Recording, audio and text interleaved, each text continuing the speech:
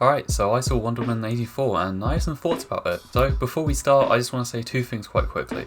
One, I think you should go see this film in theatres if you can. Not only is a film like this best watched on the big screen, the film industry and theatres in particular really need your help right now. Now, obviously, if you live with older relatives or you yourself are at threat of the virus, then stay safe and please don't go.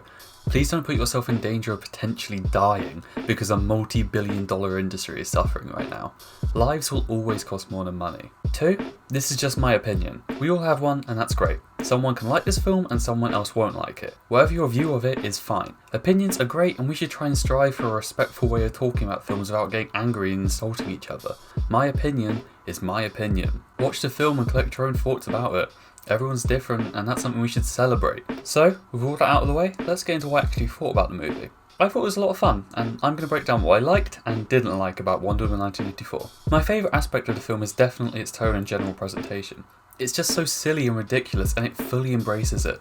It truly feels like a movie ripped out of the 1980s at times, with cheesy over-the-top acting, the somewhat self-aware jokes, and the really bad CGI, but we'll get into that later. Wonder Woman 84 is just ridiculous and plain silly at times, and it fully embraces it, and I love that. Not every movie has to be a super serious study of humanity and human nature. Some can just be dumb fun, and that's great. Something else I like about the film was its surprisingly decent cinematography. Films of this caliber are usually really blandly shot and kind of just boring in the cinematography department, but this film actually has some really cool shots in it. Don't get me wrong, it's no masterpiece of cinematography, it's no Wes Anderson or Roger Deakins, it's far from it, but there are some genuinely interesting and well shot shots in this movie, which is something I really didn't expect from it.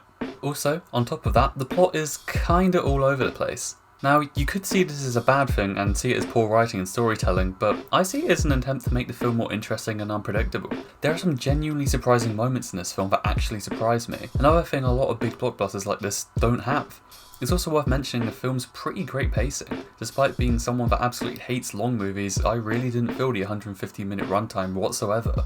While it definitely did feel long and substantial, I was never bored and waiting for it to end. This was probably because of the performances and characters of the film. Everyone does a pretty good job with the acting, with Kristen Stewart being a highlight, and I'm still not sure if Gal Gadot is a good actress or not, because she is stiff in quite a few scenes in this movie and other movies, but I digress.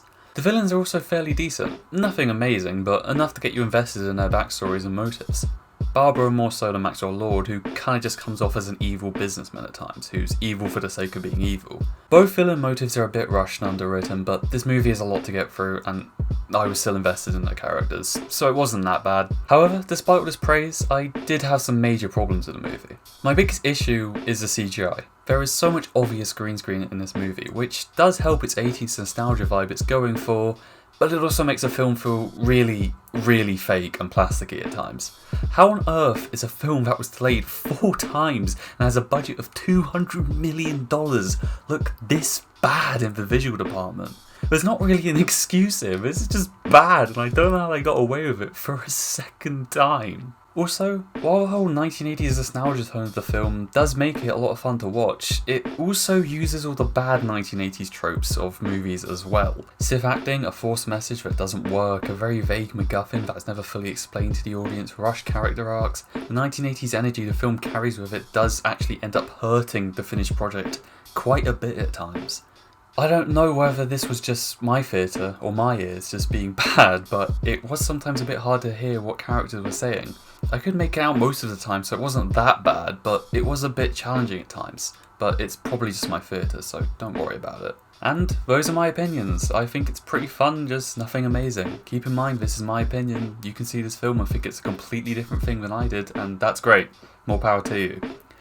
Also, keep in mind that it is possible that I might have been swayed in my thoughts considering there have been basically no other big blockbusters released this year, and as much as I love weird Charlie Kaufman movies and A24 movies, I also love the big blockbuster ones, so keep that in mind. But overall, I think Wonder Woman 84 stands at a pretty solid 7 out of 10 to me. It's a lot of fun, and I think you should see it as we could all use some fun in our lives right now. It's no masterpiece and has a lot of fairly substantial flaws, but I enjoyed it. Will I rush to go see it again? Probably not, but I still think this film was pretty good. Thanks for watching everyone. What did you think about Wonder Woman 1984? As always, thanks for watching, and I'll see you soon.